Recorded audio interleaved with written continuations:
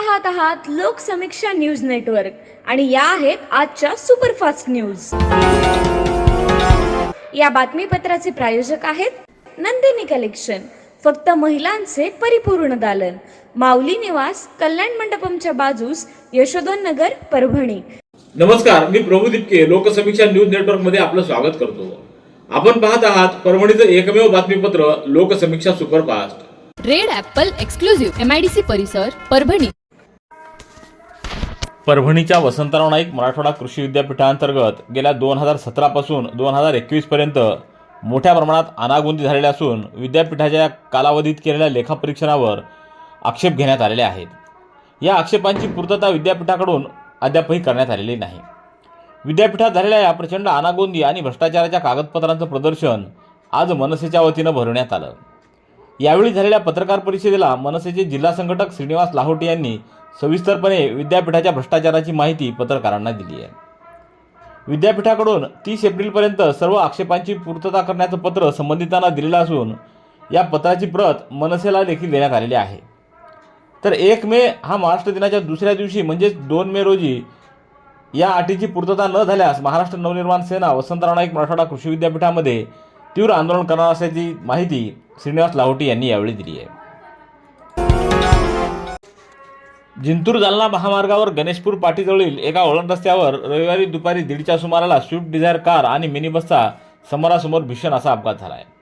या अपघातामध्ये एकाच कुटुंबातील 4 जण जागीच ठार झालेत, तर दोन्ही वाहनांमधील एकूण 8 जण जखमी झाले आहेत। वसमत येथील सय्यद आबेद अली सय्यद महबूब अली हे आपल्या कुटुंबियासह ईदनिमित्त बहिणीला भेटण्यासाठी MH12 GF 6259 या कारमधून जालना जिल्ह्यातल्या मंठा इथं जात होते। तर 17 सीटर मिनी बसमधील मुस्लिम समाजातील नागरिक छत्रपती संभाजीनगर येथून जिंतूर तालुक्यातल्या बोरी इथं साखरपुड्यासाठी जात होते। गणेशपूर पाटीजवळील एका वळण रस्त्यावर दोन्ही वाहनं एका दुचाकीला वाचवण्याच्या प्रयत्नात समोरासमोर धडकली। या अपघातात कारचा चुराडा झाला असून मिनी बसचा समोरचा भाग चेंदामेंदा झाला आहे। या अपघातात मिनी बस चालक संतोष शिंदे राहणार छत्रपती संभाजीनगर यांचा एक पाय निकामी झाला आहे।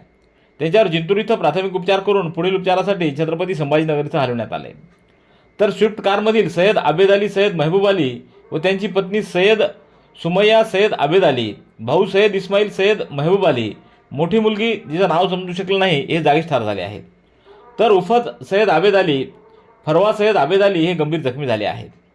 मिनी बसमधील 13 प्रवाशांपैकी अशफाक कुरेशी, अक्रम खान, फैमुदा अक्रम खान, अब्रार कुरेशी, मशिउल्ला बेग आणि शाहिदा बेगम सर्व राहणार छत्रपती संभाजीनगर हे जखमी झालेले आहेत। जलसंकटाच्या पार्श्वभूमीवर जुन्या जलस्रोतांचं पुनर्जीवन व बळकटीकरण करणं ही जलमित्रांची महत्त्वाची जबाबदारी असल्याचं प्रतिपादन जलमित्र प्रतिष्ठानचे नूतन अध्यक्ष शंकर आजेगावकर यांनी केले। वसमत रस्त्यावरील एल्दरकर कॉलनी येथील दक्षिणमुखी हनुमान मंदिराच्या सभागृहामध्ये जागतिक जल दिन 22 मार्च निमित्त जलसप्ताहाअंतर्गत जलपूजन कार्यक्रमाचं आयोजन करण्यात आलं। यावेळी ते बोलत होते। या कार्यक्रमाला IMAचे अध्यक्ष डॉक्टर कालिदास चौधरी, आयुर्वेद व्यासपीठाचे डॉक्टर रवी भंडारी, जैन संघटनेचे झेडार मुथा, नमामि गंगेचे महाराष्ट्र संयोजक विलास कौसडीकर, लायन्स क्लबचे उदय जैन, वृक्षवल्लीचे डॉक्टर संजय बंगाळे, स्वच्छ परभणीचे किरण नांदापूरकर, सुभाष जावळे, डॉक्टर राजगोपाल कालानी, बाळासाहेब देशमुख आदी मान्यवरांची उपस्थिती होती। सततचे दवाखाने करून कंटाळलात? आता शेवटचा उपाय। डॉक्टर गोविंद कामटे यांचे बालाजी आयुर्वेदिक निसर्गोपचार केंद्राला भेट द्या। शुगर, मूळव्याध, ॲलर्जी, सोरायसिस, गजकर्ण, दमा, लठ्ठपणा, गुडघेदुखी, कंबरदुखी, वात, गाठीचे आजार, लकवा, केस गळणे, मूतखडा, सफेद डाग यांसारख्या जुनाट आजारांवर खात्रीशीर उपचार केले जातात। दारू सोडवण्यासाठी विशेष उपचार उपलब्ध। संपर्क डॉक्टर गोविंद कामटे, आयुर्वेद विद्याविशारद, बालाजी आयुर्वेदिक निसर्गोपचार केंद्र, तलाठी कार्यालयाच्या बाजूला, वसमत रोड, परभणी। संपर्क 9921691008। दर्पणकार बाळशास्त्री जांभेकर पत्रकार संघाच्या वतीनं जागतिक महिला दिनानिमित्त नाशिक इथं आयोजित मेळाव्यामध्ये मान्यवरांच्या उपस्थितीत वैद्यकीय क्षेत्रातील योगदानाबद्दल परभणी जिल्ह्यातील महिला नवजात शिशुतज्ञ डॉक्टर संजीवनी मगर यांना दामिनी राष्ट्रीय पुरस्कारानं सन्मानित करण्यात आले। या कार्यक्रमासाठी राष्ट्रीय अध्यक्ष डॉक्टर महेंद्र देशपांडे, डॉक्टर अमित केले, उपमहापौर विलास शिंदे, शिवसेना महानगर प्रमुख अजय बोरस्ते, आशा पाटील, अश्विनी आत्रे आदींची प्रमुख उपस्थिती होती। पूर्णा येथील डॉक्टर बाबासाहेब आंबेडकर प्रतिष्ठान संचलित डॉक्टर बाबासाहेब आंबेडकर केंद्रीय विद्यालय विद्यार्थ्यांची हवाई सफर हेलिकॉप्टरद्वारे 21 मार्च रोजी सकाळी 10:30 वाजता संस्कृती महाविद्यालयाच्या मैदानामध्ये उभारलेल्या हेलिपॅडवर अखिल भारतीय भिक्खू संघाचे कार्याध्यक्ष पूज्य भदंत डॉक्टर उपगुप्त महाथेरो यांच्या प्रमुख उपस्थितीत संपन्न झाली। यावेळी झालेल्या छोटेखानी कार्यक्रमामध्ये उपविभागीय पोलीस अधिकारी डॉक्टर समाधान पाटील, पोलीस निरीक्षक विलास गोबाडे, समाज कल्याण अधीक्षक गोनारकर आदींची उपस्थिती होती।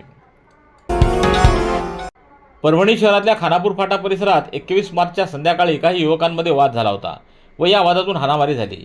यामध्ये एका तरुणाच्या अंगावरून स्कॉर्पिओ गाडी घालण्याचा प्रयत्न करण्यात आला आहे। या प्रकरणी नवामुंडा पोलिसात गुन्ह्याची नोंद करण्यात आलेली आहे।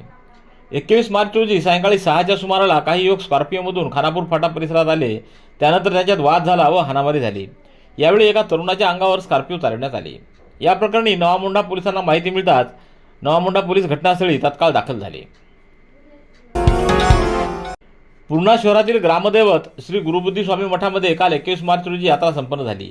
या यात्रेत पुरातन काळापासून प्रसिद्ध असलेली लासीन मठाची खीर आणि हुलपल्ली या प्रसादाचं वाटप करून पाडवा यात्रेचा समारोप काल रात्रभर पालखी मिरवणुकीनं झाला। मागील आठवडाभरात मठामध्ये विविध धार्मिक कार्यक्रमाचं आयोजन करण्यात आलं होतं। 21 मार्च रोजी दुपारी 12 वाजेपासून प्रसिद्ध खीर आणि हुलपल्लीचा महाप्रसाद लाखो भाविकांनी ग्रहण केला। त्यानंतर रात्री 11 वाजता मानकऱ्यांच्या हस्ते श्रीची आरती करत त्यांना पालखीत श्री गुरुबुद्धी स्वामी व नंदिकेश्वर यांच्या मूर्ती स्थापन करण्यात आल्या। Red Apple furniture, smart furniture for smart people, exclusive Parbhani शहरातील भव्य शोरूम रेड ॲपल एक्सक्लुझिव्ह, भारतातील स्मार्ट फर्निचर ब्रँड आता आपल्या परभणी शहरामध्ये।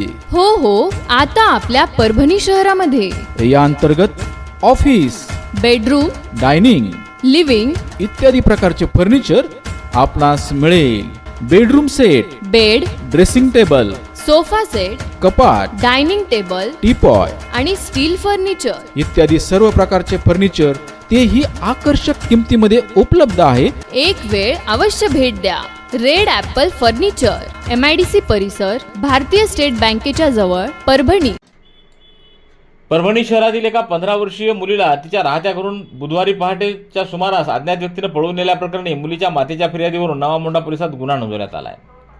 कारेगाव रस्ता परिसरातील एका 15 वर्षीय मुलीची इयत्ता 10वी बोर्डाची परीक्षा नुकतीच संपली होती, त्यामुळे ती घरी होती। दररोजच्या प्रमाणे बुधवारी देखील कुटुंबियासोबत तिने रात्रीचं जेवण करून 10 वाजता ती आपल्या खोलीत झोपण्यात गेली। दुसऱ्या दिवशी सकाळी 8 वाजता 15 वर्षीय मुलगी तिच्या खोलीत नसल्याचं आढळून आलं। त्यानंतर कुटुंबियांनी रेल्वे स्टेशन, बस स्थानक परिसरामध्ये तसंच नातेवाईकाकडे विचारणा करून तिचा शोध घेतला, मात्र ती मिळून न आल्यानं शेवटी नवामुंडा पोलिसात फिर्याद देण्यात आली आहे। सेलू तालुक्यातल्या चारठाणा बुद्रुक येथील जिल्हा परिषद शाळेची विद्यार्थिनी कुमारी माही शिवहर महाजन हिनं जवाहर नवोदय विद्यालय प्रवेश प्रक्रियेमध्ये उल्लेखनीय यश मिळवले। जिल्ह्यातील सुमारे 15,000 विद्यार्थ्यांमधून माहीनं 22वा क्रमांक मिळवत शाळा व गावाचं नाव उज्ज्वल केले। याबद्दल चिकलठाणा येथील जिल्हा परिषद शाळेत माही आणि तिच्या आईवडिलांचा सत्कार करण्यात आला। महाराष्ट्र शासनाच्या सांस्कृतिक संचालनालयाच्या वतीनं अमरावती येथे आयोजित राज्यस्तरीय बालनाट्य स्पर्धेत मोतीचूर या बालनाट्यानं उल्लेखनीय यश संपादन करत राज्यात तृतीय क्रमांक पटकावला आहे। या यशामुळे परभणीच्या कलावंतांनी इतिहास रचला आहे।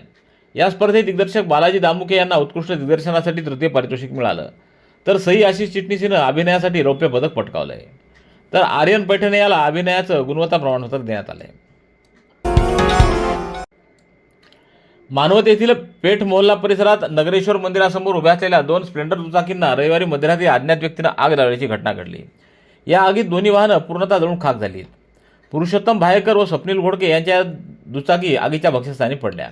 घटनेची माहिती मिळताच पोलिसांनी घटनास्थळी धाव घेऊन पंचनामा केला असून CCTV फुटेजच्या आधारे आरोपीचा शोध सुरू केला आहे। तर गेल्या 15 दिवसांमध्ये वाहन जाळपोळीची ही तिसरी घटना असून आतापर्यंत एक ऑटो रिक्षा व 3 दुचाकी जाळण्यात आल्यानं शहरामध्ये भीतीचं वातावरण निर्माण झालंय। रेड ॲपल एक्सक्लुझिव्ह, MIDC परिसर, परभणी। याबरोबरचे बातमीपत्र संपलं। पुन्हा भेटूया उद्याच्या सुपरफास्ट बातमीपत्रात। पाहत रहा लोकसमीक्षा। तुम्हाला हे बातमीपत्र कसं वाटलं याबद्दल आपली प्रतिक्रिया नोंदवा।